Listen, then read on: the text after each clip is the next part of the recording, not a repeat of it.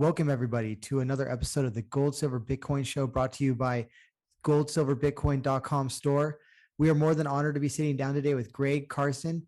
Greg is the managing partner of XBTO Humla Ventures. He is the head of XBTO's global venture investing and corporate development. He's had a long career as an entrepreneur and then an investment banker at UBS. Then over the last decade, he's been a successful venture capital investor. So thank you so much, Greg, for joining us today. It's a pleasure to be here, and an honor. Thanks for inviting me, Justin. Pleasure's all ours. So I want to talk about Bitcoin, I guess from a venture capitalist perspective or just from Greg's perspective. When did you get into Bitcoin or become interested in it?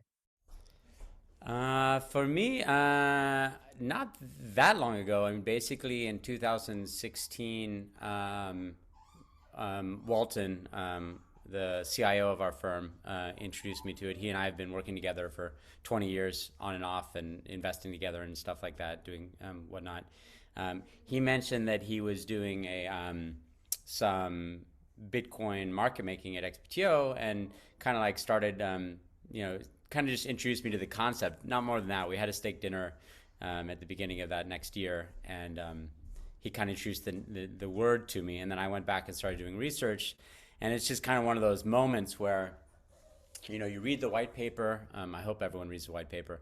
And then you read a little bit of information around it, or I read this book of Satoshi, which is like all the communications from Satoshi in the early days.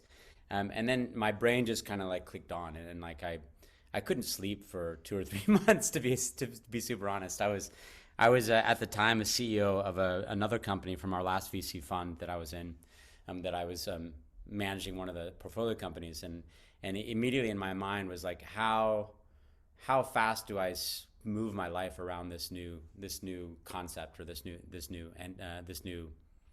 invention, Bitcoin.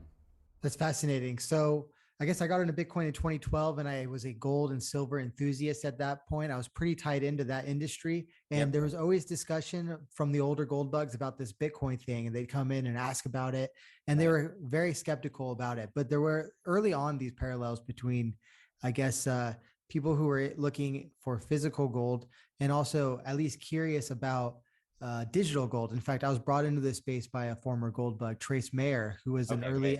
he was an early advocate of and I knew him quite well, actually. I think we lived in the same town.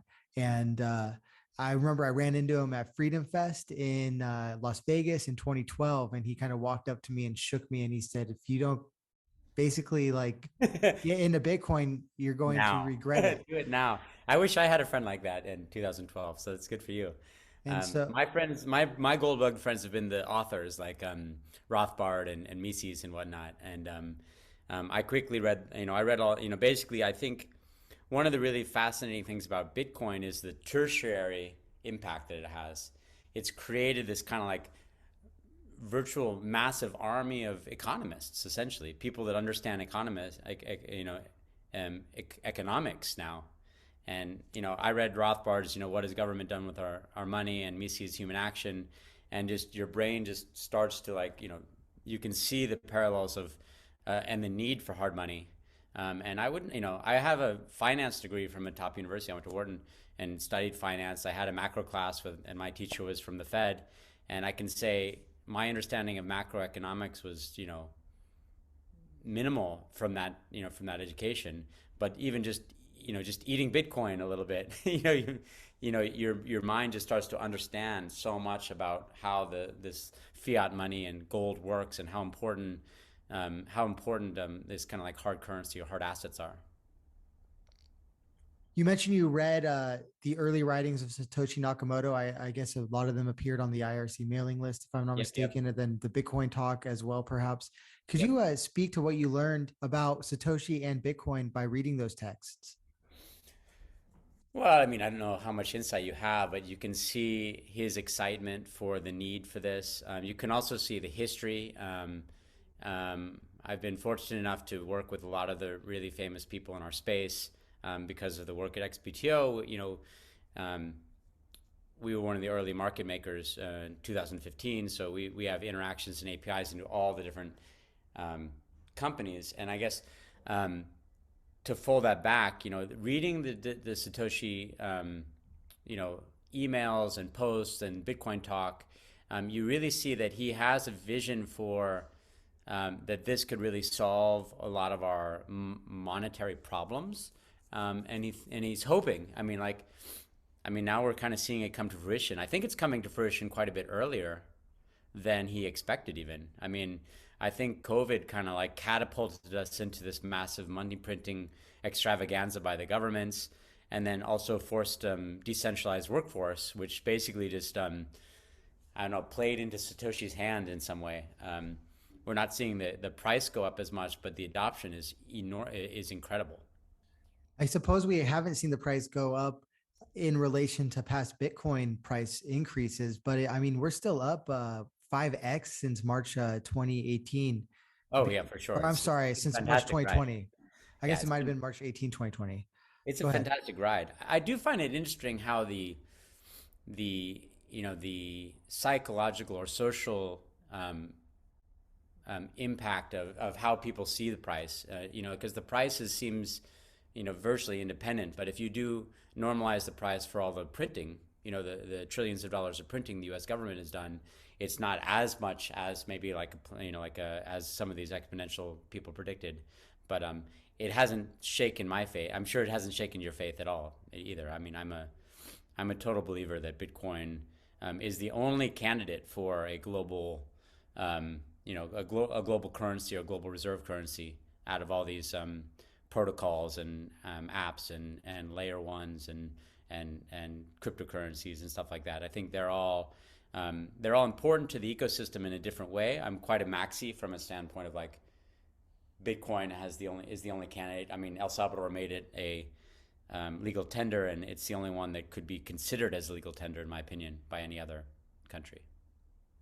Can you speak to, I guess, the way in which you're a maxi? Because this has become like a pretty controversial, topic in the space. I've noticed somewhat of a divide between really altcoiners and Bitcoiners in many spaces. Yep. It was particularly obvious to me at like Bitcoin Conference 2021 that these people are speaking a different language than the language being spoken at blockchain and crypto conferences in some ways, whereas the latter may be more inclined to speak about singularity, speak about the metaverse. The former is far more interested in, for instance, Austrian economics, like you mentioned. Yep. And I think that's kind of where it's kind of people talking past each other. I'm a maximalist in terms of I don't think there's any other candidate for, the hardest asset and the global currency or reserve currency, or at least helping countries and helping the, inclusion finance grow.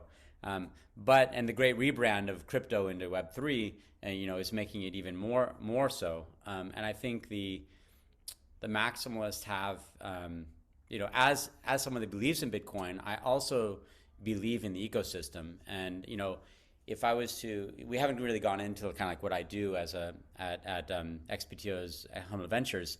We are investing in what we call financial markets ecosystem transformation. That is kind of the phrase that we're looking at, and we're looking for all these companies to transform things. That means we have to believe in, we have to have a thesis for where Bitcoin is going, and then we have to have a thesis for all the companies that have to exist because Bitcoin is going there.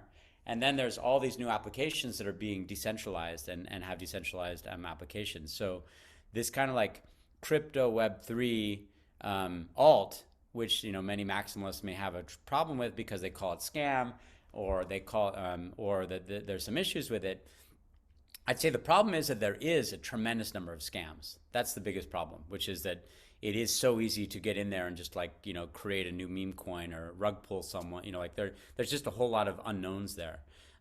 However, my belief is that there's kind of three layers to the universe. One is the Bitcoin layer, which is basically the gold standard. Pun totally intended, but it's kind of like the gold standard. And what I said on like Peter's show is that Bitcoin is designed to be inevitable, and it's designed to move glacially slow. So it's just not moving fast enough for the Silicon Valley investor types and all this innovation, people popping into people's head. The second layer is Web3 crypto alt world, which are layer ones there are alternatives to, Ethereum and Solana and, Polkadot or Osmosis, or all these ones that are basically building application layers. I like Saylor's view of that. And then there's the third layer, which is like the meme crazy shitcoin universe, for lack of a better world. And that's kind of like the everyday humans access to the future of Silicon Valley. Just, you can think of any idea, probably get funding for it, get some support around it. What we tend to invest in is way up at the top, towards this kind of like the top layer and the ecosystem around that layer. We also dip into the second layer sometimes when we see applications which have long-term financial industry impact, and we'll pull up into that first layer. But I guess a lot of maxis will believe that eventually everything will end up on Bitcoin. I don't know if that's true or not true. I mean, who can say what the future is going to be? But Bitcoin is a monetary network. It's not just an asset, and it is the strongest there's ever been. So that is, and it, and I like, they say it's thermodynamically pure, and I'm a big believer in proof of work. And I think the proof of work narrative is where a lot of this divide happens, because there's a lot of FUD around what that means. And the people brought in like energy questions, whereas proof of work is, probably good for the energy environment, not bad, and it's the opposite in the FUD. And then because there's the FUD, the Web 3.0 and the altcoins use that narrative to try and say they're better in some way. What do you think about that? What do you think about the proof of work versus? I think it's painfully, I think it's axiomatically problematic to say that Bitcoin is bad for the environment. It's like nonsense to me. It makes zero sense. Why would you? I mean, you're holding Bitcoin responsible for the like broader infrastructure of a nation, essentially. Right? Yeah, it doesn't make any sense to me. It doesn't make any sense. And I think, as a joke, I'm sure people perhaps some of these people would complain about if we discovered fire tomorrow. They'd be like, that looks like it might be bad for the environment. We probably Yeah, shouldn't look at all do the that. smoke that it makes. It makes smoke, and it's using up wood, so it could be bad. And then certainly, like, I guess miners are looking for the most efficient energy sources. And I think that in many cases, like, first of all, I don't think nuclear is so bad. Well, I'm a very pro-nuclear myself. Uh, There's a great book I'd recommend to your listeners, Apocalypse Never by Schellenberger. It's like a must read if you have any sort of, if you believe in, you care about the environment, but you also care about understanding both sides of the narrative. He goes everything through the Amazon forest all the way up through nuclear, and he turncoat. He was anti-nuclear a decade ago, and he's super pro now. So it'd be worth reading. I've been meaning to have some people like that on this show. I have right here in front of me a book called The Skeptical Environmentalist by Bjorn Lomborg, and it's an older book. And I looked to have him on this show, but he was a little booked out. And so Okay. I've been thinking the last 2 days, I was like, I need to find people who are in his school of environmentalism to talk to on this show, not just about Bitcoin, but about the state of the environment in general. So, well, If of you can let course, me, you can let me share my screen. I can actually show a slide or two when we talk about this stuff too, if you want me to. I can even also just edit it in after at this point. That might make the most sense. Cool. There's a slide here with it shows that the banking system is about 250 terawatt hours per year, and the gold system is around 250 hours per year, and then Bitcoin is only at around 100. It's a fraction of those two combined. So you don't compare it to countries; you compare it to what it's actually trying to replace, which is gold and banking. And then 70% of it is renewable, like you said already. And then the thing that I don't think people mention about it is the fact that 20 to 80% of electricity at power plants is wasted, stranded. It's generated, and then they can't store it because there's no battery. And Bitcoin is going to offer the kind of the only solution for that. Basically variable use need to help secure the financial network of the world. It has quite a big opportunity.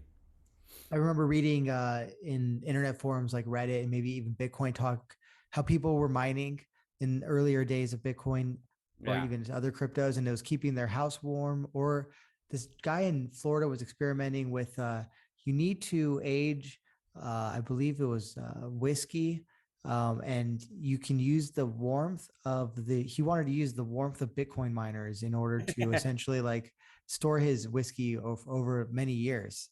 That'd be cool. That's a good kind of like a dovetail of using your future maximalist with your ancient history of brewing skills. And as you've mentioned, those examples have only become more sophisticated over the years. And Yeah. we have so then, I want to speak to XBTO Humla and the thesis around Bitcoin that it's developed. Okay, so this is thank you for the question. I mean, I think this thesis is what makes me so excited about the concept of the whole ecosystem, and being a venture capitalist in the Bitcoin community is a little bit of an accurate, like it's a bit of you're sometimes a contrarian because there is a little bit of like, hey, you don't need venture capital, we have Bitcoin, but there is this thesis which I think is important. It's important to innovation. It's important to the venture capital community and the investment community for alternative investments, and it's important for the Bitcoiners and for the Web 3.0 people to understand, which is where has the opportunity been, where has it been, and where is the opportunity going. And so I have this kind of thesis, this slide that I put up a few times, and then I'll give you the slide so you can put it in if you'd like, which is that the 90s to the 2010s was what I would call the consumer markets transformation. This was the biggest opportunity in venture capital in like there ever was. Basically, if you were in Madrona, you got into Amazon, and Amazon basically took out Barnes and Noble, then added AWS, and took out every retailer there was. Netflix became a top 10 media company, not just a way to deliver movies, but a media company. Facebook put out a business, local TV essentially with social media, replaced corporate media with social media, and Google invented a new, Yahoo did, but Google evolved a new sector, which is search with advertising. And PayPal was trying to do payments, but a very small amount of payments. That total side of things, and sit on top of TCP/IP and was like triggered by World Wide Web, and that consumer markets transformation was about $2.5 trillion of opportunity. And right now, all the venture capitalists for the last 5-10 years are just looking for SaaS companies that are supporting that transformation still. That's still their mantra is like, I need a recurring revenue company, and that's going to be the next, that's where I'm going to put my money, and that's going to create recurring revenue, and then I'll sell to someone else, and I'll make venture capital returns for my LPs. For people that don't know venture capital, your LP is your limited partner that is the money that we're managing. So we're like, for instance, we're raising a new fund right now, and that fund basically is our money combined with some other money, and then we invest those into opportunities. So then the other side of things, the thesis evolved now to what I would call the next generation venture capital opportunity. So I don't think the opportunity is going back and like redoing Facebook decentralized or redoing Google decentralized or Amazon in a decentralized way. Those guys are going to use the technology the way that they see fit and probably going to leverage it in some way. It's not going to be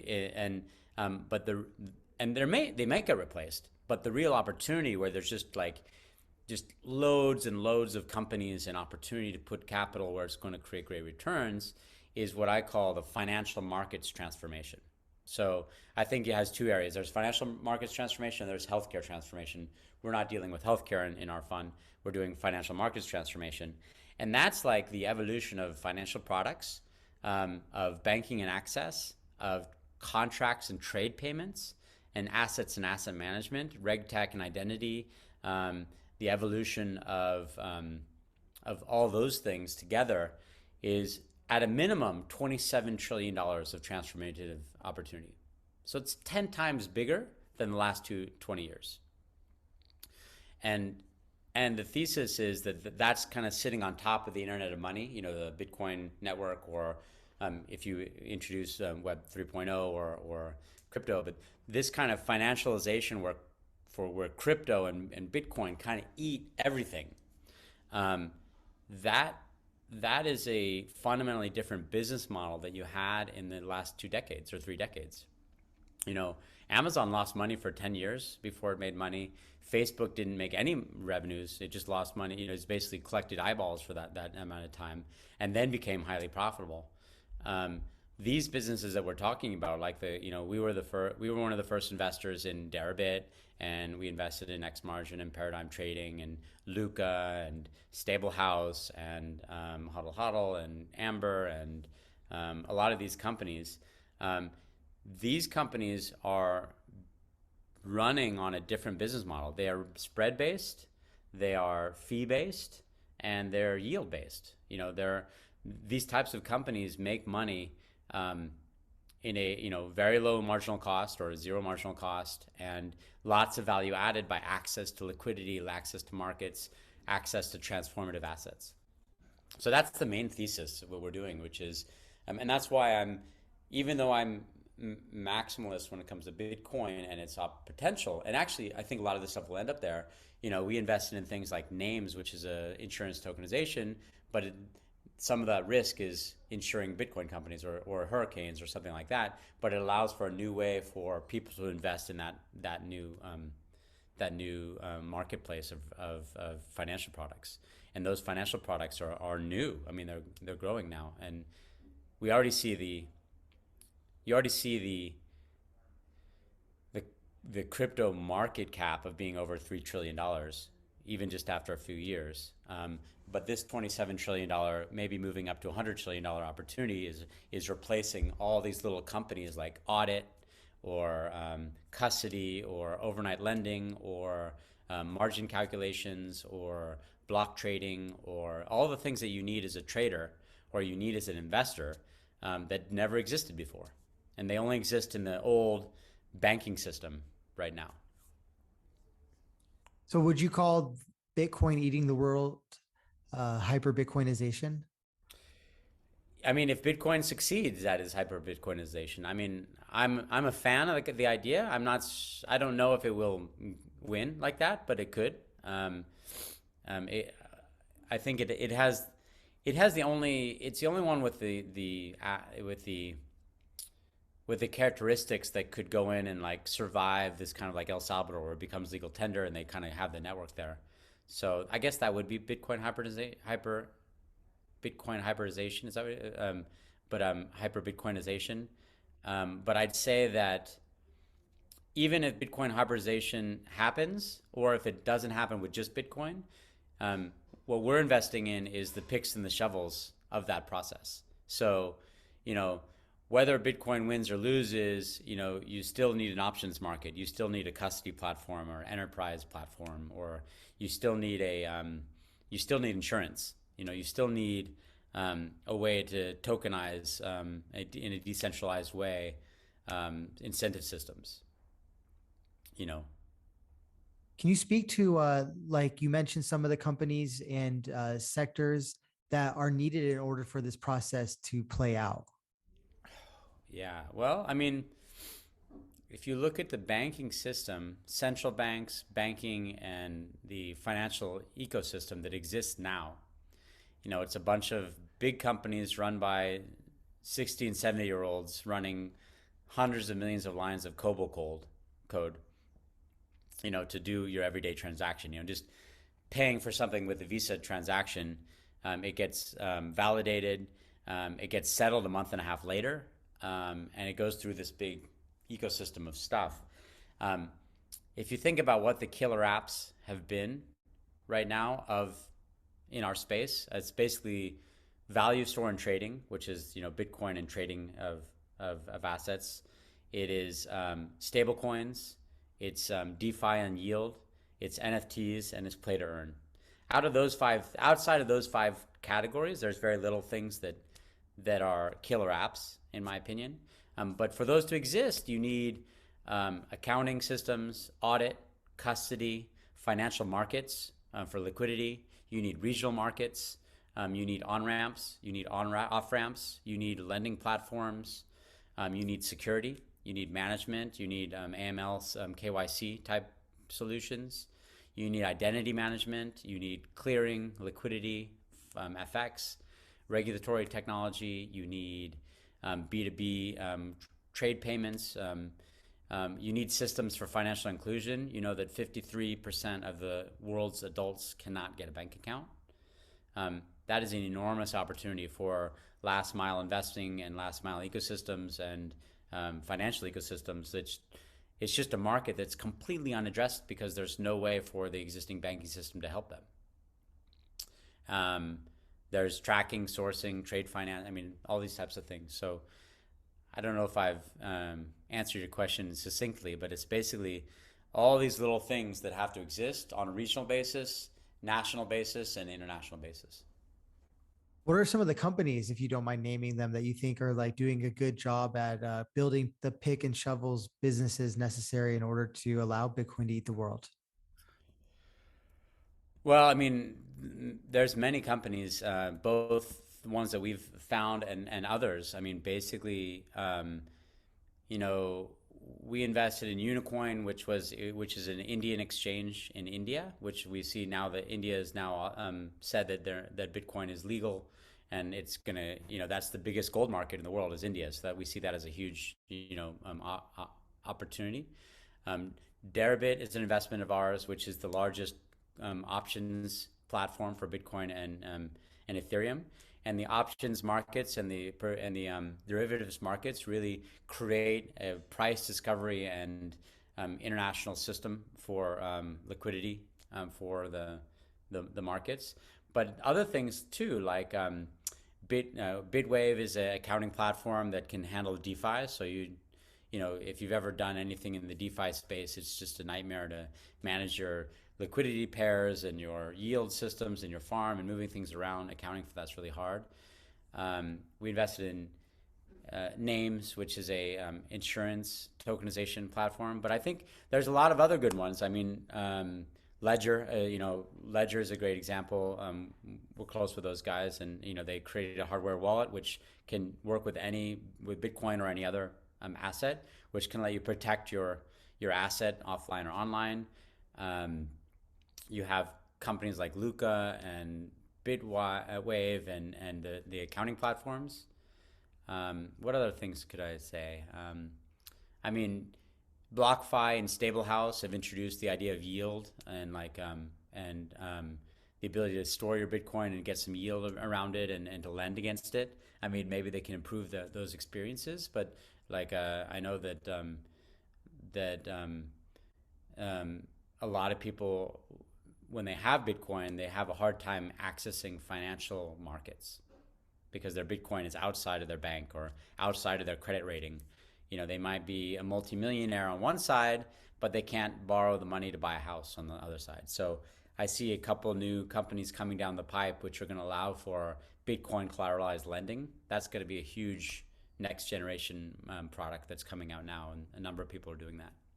I spoke with Mike McLone, who's a crypto and commodities analyst at Bloomberg, and this was sort of his main point, was that what we're going to see soon is Bitcoin being used as collateral for middle America and for big institutions. Can you speak a little further on that?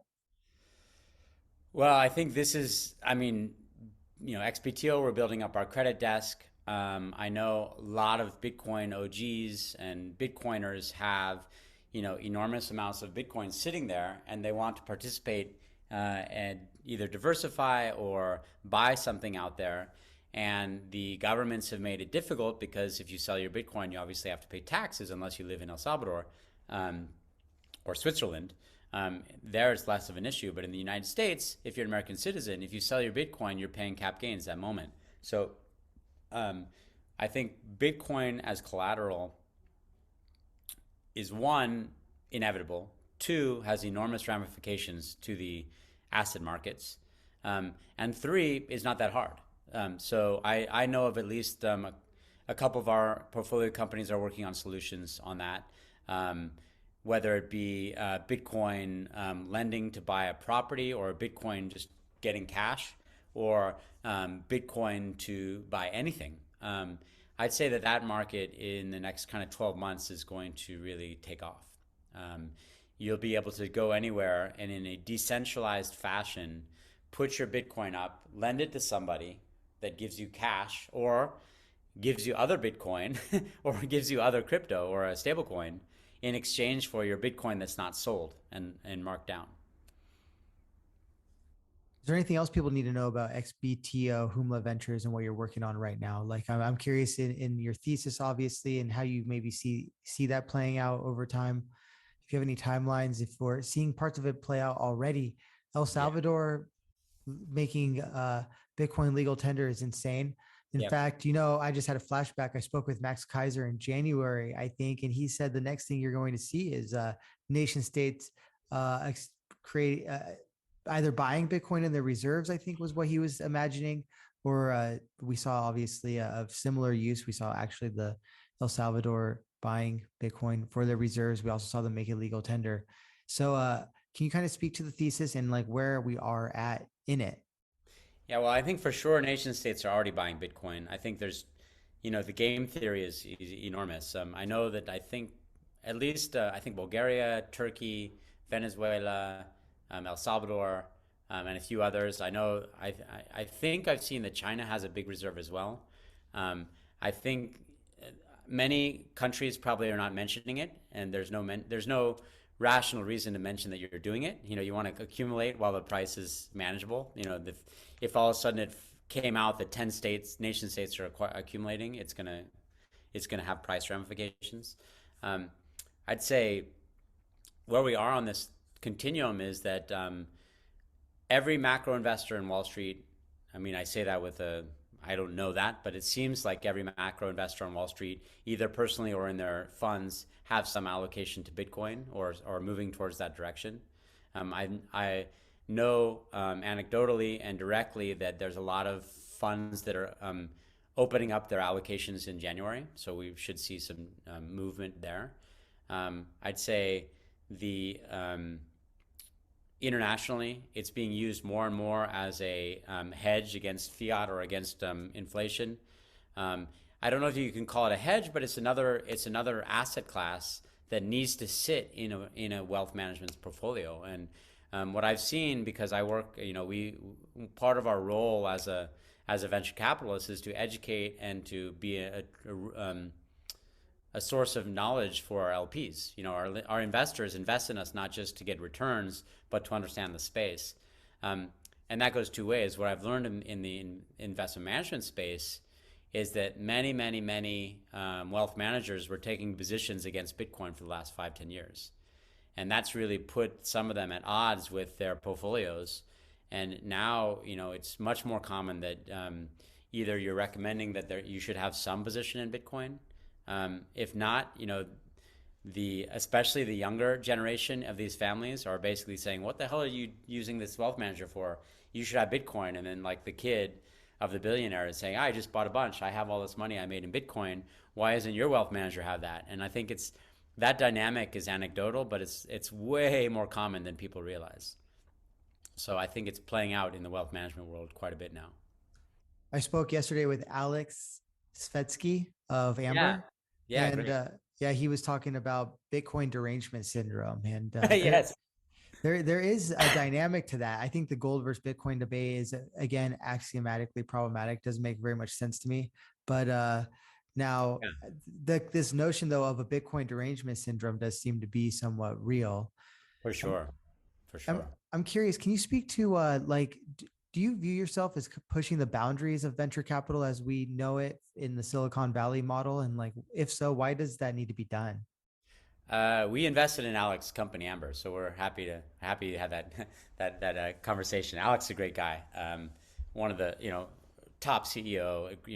It's an honor to be in his company, and for sure at these venture capital events and in the global ecosystem, there is a Bitcoin derangement syndrome. You mentioned Bitcoin, and most economists I find and traditional venture investors, which have made money in traditional markets, will be immediate, and they're not like innovators. They immediately are like, oh no, that's a scam, or no, that's bad, and they don't really give it that kind of credit. So I think it's something for real. Can you repeat the question? Yeah, so I want to comment on that the economists that we're seeing comment like that are of the Keynesian monetarist, modern monetarist schools. Whereas with the Austrians, you mentioned some of them, they are a big fan of Bitcoin, if only from a freedom of monetary choice perspective. Do you have any comments on that before I ask you about venture capital? Yeah, the challenge there is that there's no Austrians in government. I mean, like you don't have the Austrian economists talking at these you see me with my Buddhist beads and my casualness, but I go to these other events where everyone's in a suit and they have the economist on stage, and it's always like an ex head of state economist or someone from LSE or and their pure Keynesian Friedmanite mentality and their COP26 mentality that they're talking about the transitory nature of the inflation and they really don't talk about supply and demand of the currency itself or the commodity nature of currency. Currency is essentially a commodity, and it's weird to watch that. It just feels like I'm in a surreal, vacuum backstage and watching this play happen out there while economists are talking to each other and they're ignoring certain facts like Bitcoin and other factors. But yeah, well, I mean, it's playing out. The great thing about history is history defines itself in the future. So in 10 years we'll look back and we'll either have been incredibly right or maybe we missed something, you and I, and they have something that we don't see. Doesn't feel that way. And so the venture capital question.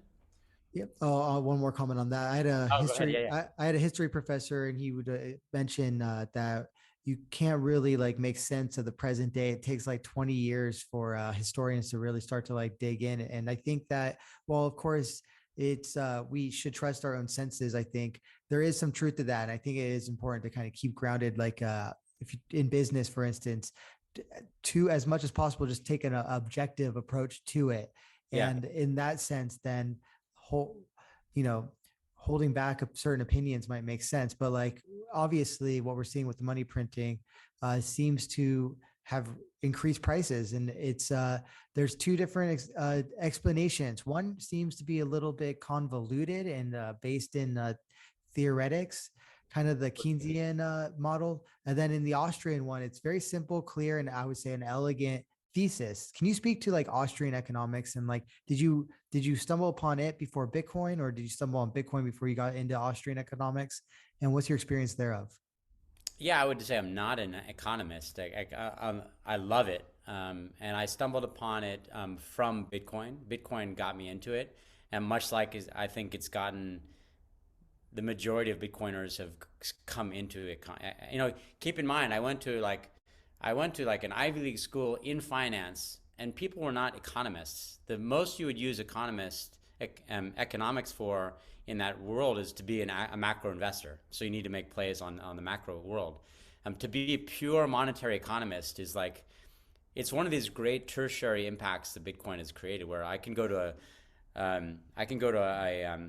a cocktail party or a dinner, and at least anyone that's Bitcoiner is happy to talk about economic policy and economics for a while.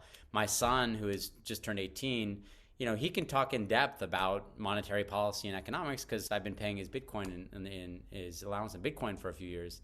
And, I couldn't imagine myself doing that when I was 18. So I think Austrian economics is basically this kind of like the older method of human action, and that's the title of Missy's book, where he talks about that economics is essentially human. It's basically how does human incentive systems work, and when you have a fixed supply of an asset, that asset will go up as more people want that asset, and the best use of money, money in general.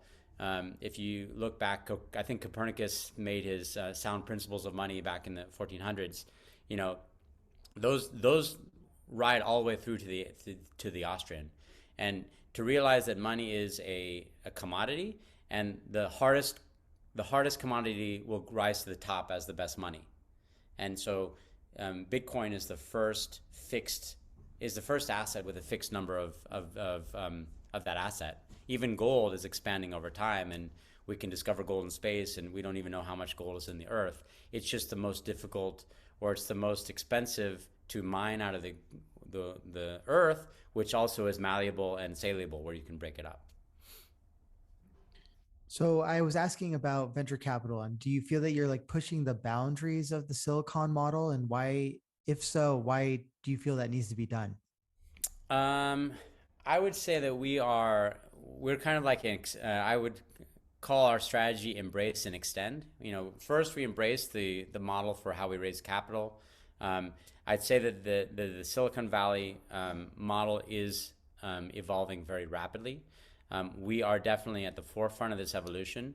The biggest aspect of that is that we are a venture capital firm that was born out of both traditional venture capital and trading, right? And I think that there's a few of us in the space, like Jump and Alameda FTX. Some of the exchanges have venture arms as well. So if you have a venture group and you don't have access to lots of the CEOs in the space, the trading aspect of the space, your own liquidity, it's a challenge for an entrepreneur to take your money, because you need to have all these aspects of the space in your bailiwick. You have quivers of the arrow. You can't just come and say, I'm going to be on your board and be a good governor. That's not really the play. There's plenty of money. So what you need to do is you need to be able to add value, both me and my team, but also our extended XBTO family. We have options traders and liquidity providers, and we have trading capabilities with our partners overseas. We have offices in Miami and Paris and New York. We are very comfortable being distributed. We're very comfortable investing in India or Australia or Africa or the United States. We're really following the honeycomb of how these companies fit together. The old Silicon Valley model is you need to invest in companies you can bicycle to, like that are close. You pick a region, you pick a less so picking a sector. Since we are what we call financial markets transformation, we do communications or metaverse type stuff. We do ecosystem type stuff. We do some stuff around NFT, but it all dovetails into this kind of center of gravity, which is the market's ecosystem is going to be completely different in 2 decades. And I think venture capital needs to be pushed. Venture capital needs to have an understanding of liquidity, of technology, of decentralization, of human incentive systems, of be able to collaborate with other investors. So there is a lot of changes that are happening. I think the venture capital model will transform. I know even some of the investment modalities are changing to be more permanent modalities, and we'll have various products like that as well. Right now, some of them are very fixed because you need to have patience in venture capital. You may not have an exit for 3 to 10 years, but you might have an exit in 3 to 7 months. So you mentioned in 20 years, financial markets are going to be completely different. Can you kind of describe what they might look like? I hope so. If I'm right, then our fund is going to do really well. I think I mean let's make some prophecy here. I mean, I think I could say if you look at the top 10 financial institutions, that 60% to 70% of them will be totally different names in 20 years. Coinbase, as a exchange in the United States, has more EBITDA profit than all 5 of the other exchanges combined already. So the 20-year horizon is, there's going to be acquisitions and consolidation. There's going to be complete putting out of business, just like Amazon put Barnes & Noble out of business. So I think we can expect a couple of the big everyday names that us and our parents have been used to will either go away, or they will be, like reconstructed from the inside out as a decentralized platform. I do think this kind of like this concept of crypto identity or Web 3.0 has a lot of legs. I don't know what it means, but the fact that there's more and more websites where you can log into the site with just your wallet, and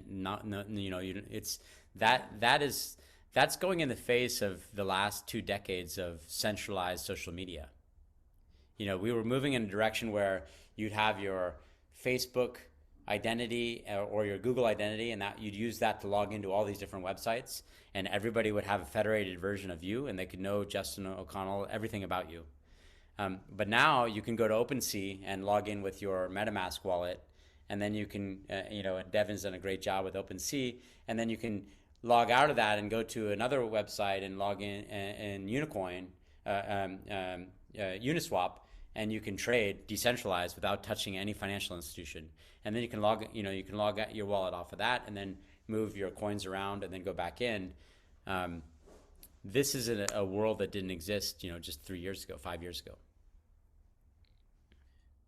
You mentioned Web3, and since we're talking about Bitcoin, there are some attempts to deploy Bitcoin web-based Web3 technologies. I think there's a lot of complaining about how slow Bitcoin is. Some would say that this is actually a feature and not a bug. Also, because of scripting not having a Turing complete capabilities, it's going to be a modular build out. Whereas on F2, we're seeing a lot of technologies kind of packed together, I think, on layer one. And when Bitcoin starts to look more DeFi, decentralized financy, that it will be built in a more modular fashion on layers, Lightning, RSKs, for instance, perhaps stacks. Do you have any thoughts on sort of these like DeFi Bitcoin technologies that are rearing their heads today? Yeah, I mean, I'm on the membership board for Liquid with Blockstream's company. I know Adam and Samson and those guys pretty well, and I'm a big fan. Also, their Lightning implementation. Lightning is amazing. Lightning is definitely growing very quickly. I think Strike's done a great job to use the network for payments. I think Hodl Hodl is a great app. You can go and do Bitcoin lending, borrowing, and have some DeFi elements there at Hodl Hodl. I know Alex at Amber is going to do some cool stuff around with Bitcoin as well. With Taproot out, we have more capabilities. But like you said, it's moving slow. Like I said earlier, it moves glacially slow. In a world where there is just, literally billions of dollars being dropped to invest, and having the inability to have to go layer by layer with Bitcoin, means that it goes slower. It doesn't mean that it's out of the game. I think it just means that I think that we'll see. I think we'll see more and more DeFi coming onto the Bitcoin network. I don't think that it's going to replace. I think these other layer ones are probably here to stay. I don't know how decentralized they are or how impervious to hacking they are, but they are fast, and they do enable a lot of very fast innovation. In a perfect maximalist world, those best innovations will evolve and get picked up and put onto the Bitcoin network in some fashion, either through RSK or Liquid or Lightning or some new sidechain that we don't yet see. When the next protocol improvements come to Bitcoin and we get closer and closer to full functionality, in a way that there's been some incredible innovations on the Lightning network, and I think that's kind of glanced over because Lightning is just one of many, many, many things that we need to work. But you're able to send really almost zero amount, really, really small amounts of money without risk and without a lot of fees. Whereas in Ethereum, you have these massive gas fees. And then in the other layer one players, you've had, a couple of them had to shut down, or they've had to kind of have rollbacks. I saw a really nice thing Jameson Lopp did, where he basically went and checked out how much it takes to spin up a node of everyone. And then the Bitfinex guys, they basically made a comment on how often they have to maintain the different nodes for the different networks. And Bitcoin you never touch, and most everyone else you have to kind of like reboot at least once a month. You mentioned Liquid, and we talked a little bit about, alternative mining, alternative energy, and mining. What are your thoughts? Are you excited for the volcano bonds that I believe are being issued using the Liquid technology?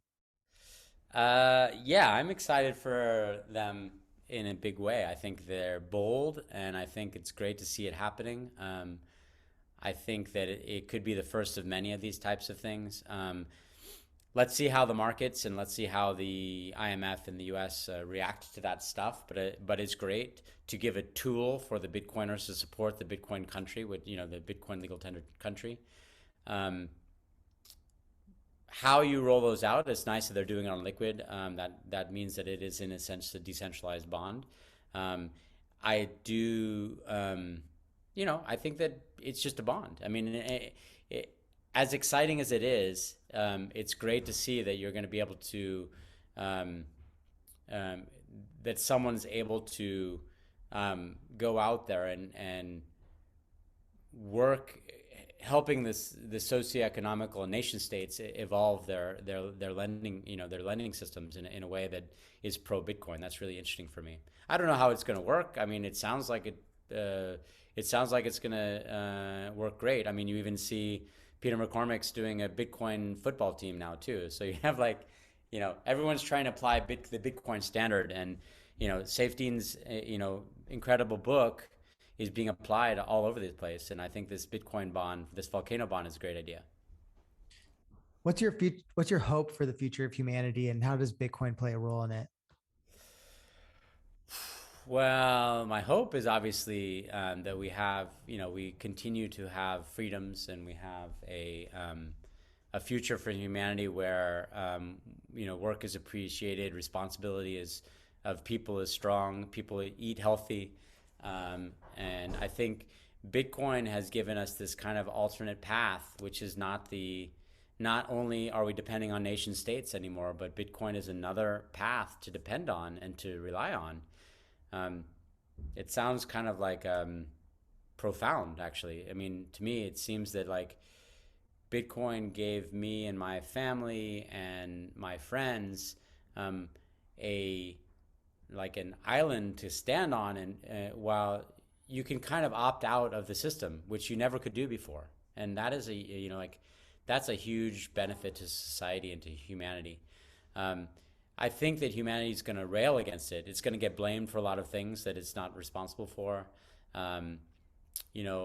As other systems don't work as good as it does, it'll also come under fire.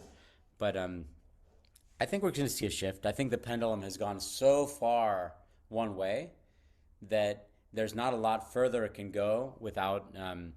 If it goes even further more towards authoritarianism, we're gonna see violence and stuff. So hopefully the pendulum gets pulled by just human action and incentive systems back towards where either Bitcoin or Bitcoin-like entities pull the pendulum all the way back towards freedoms and I think it seems to me that the corporate media, the social media, the online world has gotten ahead of itself and has a lot of hubris and is taking a lot of power that's maybe not rightfully its power. The power is the Declaration of Independence of the United States is a beautiful thing, and we hold these truths to be self-evident. Is the introduction to a great thesis, which I think people believe in, whether they're Americans or not. I'm looking forward to people kind of holding tight to those theses, and like the Bill of Rights and human libertarian freedoms, or liberty. Real liberty is important, I think. Are you Buddhist? You mentioned your beads. Yeah, I am a little bit. I've been practicing and reading it for some time. Always been seeking out health and spiritual. For me, these are two that they're equal to Bitcoin and to the financial side. Finding some spiritual practice that kind of helps me stay grounded and understand myself and the world, and then also health, to eat with principles and to do research around my nutrition. So those two elements are really important to me. So yeah, I don't know. Do you have any questions or? Well, what's a lesson that resonates to you from Buddhism that people should think about? Buddhism is Buddhism is based upon the Four Noble Truths, and then those lead into the Eightfold Path. And the first noble truth is that is to realize that the human condition is that people suffer, and that everyone around you is suffering in some way. It's actually quite profound. So once you do that, then you can realize the second, which is the how to eliminate suffering. And the Buddhist practice is that to eliminate suffering, you need to eliminate ignorance, and ignorance is born into attachment of three things: the attachment of greed, the attachment of anger, and the attachment to delusion. And I guess the big thing there is the fourth noble truth is that if you can eliminate those three things, you essentially eliminate your suffering. And in the fourth noble truth, that path is this eightfold path. And I think the lessons there are, speaking the truth is essentially, Bitcoin is the truth in a financial, in a like a blockchain fashion. What happens from a block timing, or what happens on the chain, is visible by all and is truth by all. There's no variability there. And I think if you have right intentions, in Buddhism we have the right intentions, the right speech, and the right actions, and these three things govern what you do on a daily basis. And it doesn't go against the universe as long as you are keeping true to these things and not seeing the delusion out there. And the problem we have right now with the lesson from Buddhism is that delusion is being served up on a platter on a daily basis. If you watch television or listen to the radio or look at sound bites and talk shows, if you listen to the governments, they're trying to push agendas which are helping incentivize their influence or their power. And so the only way that you can become happy is to see a reality that where you can see reality and look past these delusions. I don't know. How does that sound? That sounds great. That's fascinating. I think it's a great note to end on. Thank you so much, Greg, for joining us today. We've had the honor of sitting down today with Greg Carson, who is the managing partner of XBTO Humla Ventures. He is the head of XBTO's Global Venture Investing and Corporate Development. Thank you so much, Greg, for joining us today. Hey, it's my pleasure, Justin. This has been fantastic talking with you. I really appreciate it. Hope we can do it again sometime. Likewise, pleasure's all mine. And thank you, everyone, for listening. Have a great day. Bye-bye.